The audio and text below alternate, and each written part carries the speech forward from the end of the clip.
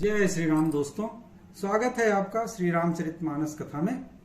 पिछले भाग में हमने देखा भगवान राम ने कैसे विचित्र लीलाएं की अपने बालपन की, और इसके बाद फिर थोड़े बड़े हुए तो कैसे पढ़ाई लिखाई किया और कैसे माता पिता और गुरु को अपना सुबह सुबह उठ के चरण स्पर्श करते थे। और अब थोड़े और बड़े हुए, अब देखते हैं बड़े होने पर क्या शुरू होता है आगे की कथा। आज के प्रसंग का यही भाव है। चलिए शुरू करते हैं आज का प्रसंग। यह सब चरित कहा मैं गाई, आगिल कथा सुनऊ मन लाई।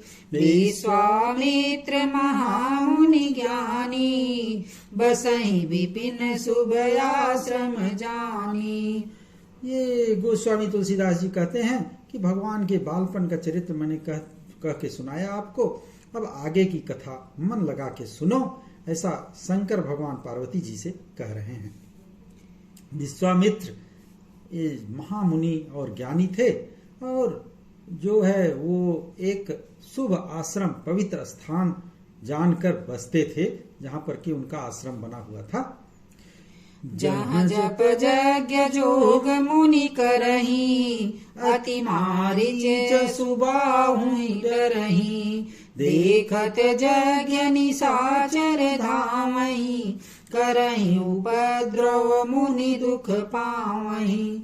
उस आश्रम में जहाँ मुनि विश्वामित्र यज्ञ किया करते थे, वहाँ पे मारीच और सुबाह बड़ा तांडव मचा रखा था, और उससे जो है वे बहुत डरे हुए थे। क्या करें, कैसे इनसे पार पाएं। यज्ञ देखते ही सारे राक्षस दौड़ पड़ते थे और उपद्रव मचाते थे, जिससे मुनि का जो है यज्ञ भी भंग हो जाता था और वे बड़े दुखी होते थे। गादि तनय मन चिंता व्यापी, हरि बिनु मरहि न निश्चर पापी। तब मुनि बर मन कीन विचारा, प्रभु अवतरे हरन मही भारा। गादि के पुत्र ऋषि विश्वामित्र जी अपने मन में चिंता लिए हुए कि क्या करें, इन पापी राक्षसों को कैसे मारे, कैसे उनसे पार पाएं। भगवान के बिना तो इनको कोई मार नहीं सकता। तब उनके दिमाग में मन में विचार किया कि अरे, भगवान ने तो पृथ्वी का भार हरने के लिए यहाँ अवतार लिया है, मैं कुछ करता हूँ। एहू मिस देखऊं पद चाई, करि बिनती आनऊ दो भाई। ज्ञान विराग सकल गुण अयना, सो प्रभु मैं देखब भरि नयना। विश्वामित्र सोचे, चलो इसी बहाने की हमें राक्षसों से रक्षा करो, मैं उनके जाके चरणों का भी दर्शन कर लूंगा जो भगवान अवतार लिए हैं, और फिर विनती करके राजा से दोनों भाइयों को ले आऊंगा, और जो ज्ञान वैराग्य और सब गुणों के धाम हैं, उन प्रभु को मैं पूरा अपने नेत्र से भर के देखूंगा। आंखों को मेरे बड़ी जो है शीतलता मिलेगी। बहु विधि करत मनोरथ, जात लागी नहीं बार। करि मज्जन सरऊ जल, गए भूप दरबार। बहुत प्रकार से मनोरथ करते हुए उनके जाने में देर नहीं लगी। जैसे उनका इच्छा हुई कि चलो दर्शन करके आते हैं, और उनको लेके भी आते हैं, तो फटाफट देर नहीं किए, गए सरयू जी के जल में स्नान किए और राजा के महल में जा पहुंचे, राजा दशरथ के यहाँ जा पहुंचे।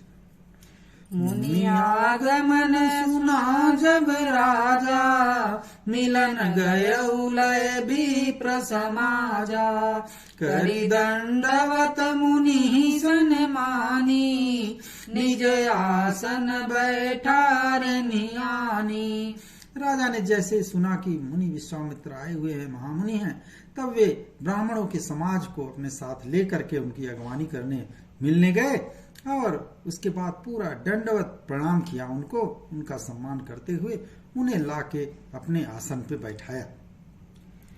चरण पखारी की नियति पूजा, मो समय आज धन्य नहीं दूजा। विविध भांति भोजन करवावा, मुनिवर हृदय हर्ष अति पावा। चरणों को उनके धोए महामुनि विश्वामित्र की चरणों को राजा ने बहुत प्रकार से पूजा किया और कहा, आज मेरे समान कोई भी धन्य नहीं है, कोई भी इस पृथ्वी पर दूसरा नहीं है। फिर इसके बाद अनेक प्रकार से उनको भोजन करवाए और बड़े बड़े पकवान खिलाए, जिससे कि श्रेष्ठ मुनि ने अपने हृदय में बहुत ही हर्ष व्रत किया। मुनि विश्वामित्र उनके जो आचार विचार और राजा के सम्मान को पाके अत्यंत ही हर्ष उनको हुआ, खुशी प्राप्त हुई। पुनि चरणनि मेले सुत चारी, राम देखी मुनि देह विसारी। भये मगन देखत मुख शोभा, जनु चकोर पूरन ससिलोभा। फिर राजा ने पहले उनको सम्मान किया, भोजन कराया। इसके बाद अपने चारों बेटों को बुलाया और कहा, ये महामुनि विश्वामित्र हैं, और उनके चरणों पे उन चारों बेटों को डाल दिया, प्रणाम करवाया। श्री राम भगवान को देखते ही मुनि अपने शरीर की सुधि भूल गए, क्योंकि वो तो भगवान के अवतार थे। उनको देखते हुए उन्हें अपने शरीर की सुधि नहीं रही और वे श्री राम के मुख की शोभा देखते ही ऐसे मग्न हुए मानो कि चकोर पूर्ण चंद्रमा को देख के लुभा गया हो। तब मन हरसि बचन कहराऊ, मुनि यस कृपान कीन्हु काऊ। कई कारण आगमन तुम्हारा, कहूँ सो करत न लावऊ बारा। फिर इसके बाद राजा दशरथ ने बड़े खुशी खुशी बोले, हे मुनि विश्वामित्र, इस प्रकार कृपा तो आपने कभी नहीं की। इससे पहले तो आप किसी यहाँ पे आए नहीं। किस कारण से आपका यहाँ शुभ आगमन हुआ है, कहिए। जो भी कारण है उसे पूरा करने में मैं तनिक भी देर नहीं लगाऊंगा। असुर समूह सतावहि मोहि, मैं जाचन आयौ नृप तोहि। अनुज समेत देहु रघुनाथा, निशिचर बध मैं होब सनाथा। जब राजा ने पूछा तो मुनि विश्वामित्र ने कहा, हे राजन, राक्षसों के समूह मुझे बहुत ही कष्ट दे रहे हैं, मेरा यज्ञ नहीं करने दे रहे हैं, इसीलिए मैं आपसे कुछ मांगने आया हूँ। छोटे भाई सहित श्री रघुनाथ जी को मुझे दे दो और राक्षसों के मारे जाने पर मैं अपने को सुरक्षित महसूस करूंगा। देहु भूप मन हर्षित, तजहु मोह ज्ञान। धर्म सुजस प्रभु तुमको, इन कहयति कल्याण। मुनि बोले, हे राजन, प्रसन्न मन से इनको मुझे दे दो और मोह और अज्ञान सब छोड़ दो। हे स्वामी, हे राजा महाराज, इससे तुमको भी धर्म और सुयश की प्राप्ति होगी और इनका भी अत्यंत कल्याण होगा।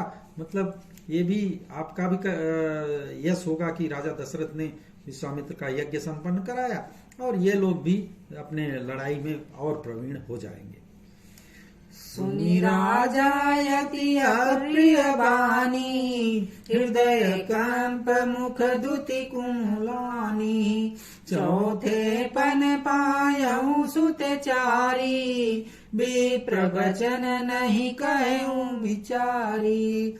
जैसे ही उन्होंने भगवान राम, उनके दोनों बेटों भगवान राम और लक्ष्मण को मांगा, राजा का हृदय एकदम कांप गया और उनके मुख की जो चमक थी एकदम फीकी पड़ गई, मुंह उनका एकदम फीका पड़ गया और बड़े डर डर के बोले, हे ब्राह्मण देवता, आपने देखा नहीं कि मैं इस बुढ़ापे में तो मुझे 4 पुत्र मिले हैं मुश्किल से, और आपने ये विचारा नहीं जरा सा और मांग लिया। मांगहु भूमि धेनु धन कोसा, सर्वस देऊ आजु सरोसा। देह प्राण ते प्रिय कछु नाही, सो मुनि देऊ निमिष एक माही। राजा दशरथ किस बोले, हे मुनि, आप पृथ्वी मांगिए और खजाना कुछ भी मांग लीजिए, मैं बड़े खुशी खुशी आपको दे दूंगा, अपना सारा साम्राज्य आपको दे दूंगा। और शरीर और प्राण से तो अधिक कुछ प्यारा नहीं होता ना, वो भी एक क्षण में मैं आपको दे दूंगा अगर आप मांगेंगे। सब सुत प्रिय मोहि प्राण की नाई, राम देत नहीं बनई गुसाई। कहनि सिचर अति घोर कठोरा, कह सुंदर सुत परम किशोरा। सभी बेटे मुझे प्राणों से भी प्यारे हैं, प्राणों के समान प्यारे हैं, और उसमें भी तो राम, उनको तो किसी भी प्रकार देते ही नहीं बनता।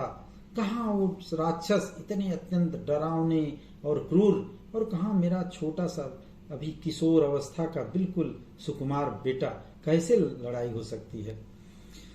सुनी नृप गिरा प्रेम रस सानी, हृदय हरस माना मुनि ज्ञानी। तब वशिष्ठ बहुविधि समुझावा, नृप संदेह नास कह पावा। प्रेम रस में राजा की वाणी, सनी हुई वाणी सुन के ज्ञानी मुनि विश्वामित्र के हृदय में बड़ा हर्ष हुआ कि देखो राजा कितना अपने बेटों को मानता है। तब इसके बाद जो गुरु वशिष्ठ थे, राजा दशरथ के गुरु जी थे मुनि वशिष्ठ, उन्होंने राजा को बहुत प्रकार से समझाया कि आप उनको ऐसा वैसा मत समझिए। ये लोग जो है भगवान के अवतार तो नहीं बताया, लेकिन इतना बताया कि इनको आम इंसान मत समझिए, आपके जो आपके राजकुमार हैं। और फिर किसी तरह राजा का ये संदेह दूर हुआ कि नहीं ये लोग लड़ पाएंगे कि नहीं पाएंगे। जो संदेह था वो सब उनका दूर हो गया।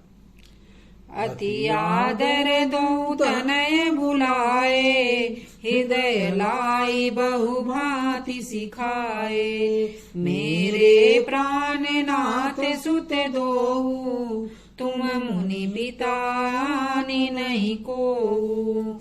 इसके बाद राजा दशरथ को जब समझ में आया कि नहीं वशिष्ठ जी ठीक ही कह रहे हैं, क्योंकि राजा का धर्म भी होता है कि अपने प्रजा की रक्षा करना, तो वशिष्ठ की यज्ञ की रक्षा करना भी उनका धर्म है। और राम तो अतुलित बलशाली हैं, उनसे राक्षस भला कैसे जीत पाएंगे।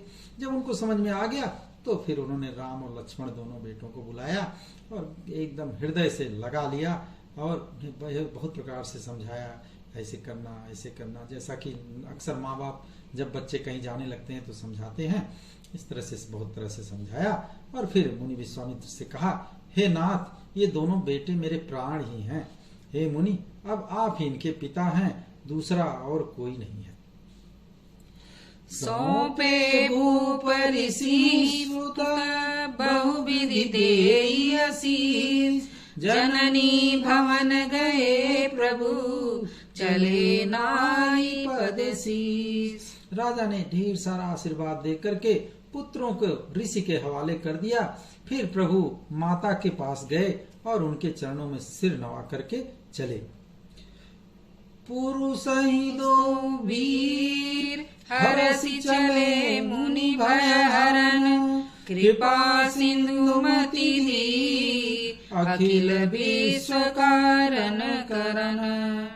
पुरुषों में सिंह के समान दोनों भाई राम और लक्ष्मण मुनि का भय, मुनि के डर को हरने के लिए, दूर करने के लिए एकदम खुशी खुशी चल पड़े। कृपा के समुद्र, धीर बुद्धि और संपूर्ण विश्व के कारण के भी कारण भगवान राम हैं। तो ये काम तो उनको करना ही था, इसीलिए तो उनका अवतार हुआ है। ऐसा तो ये तो सब नर लीला है। तो ऋषि विश्वामित्र के साथ चल पड़े। आज की यहीं तक कथा है। इसके आगे उन्होंने कैसे राक्षसों से लड़ाई किया वो की कथा हम अगले भाग में करेंगे। तब तक प्रेम से बोलिए सियावर रामचंद्र की जय। पवन सुत हनुमान की जय। उमापति महादेव की जय। राधावर कृष्ण चंद्र की जय।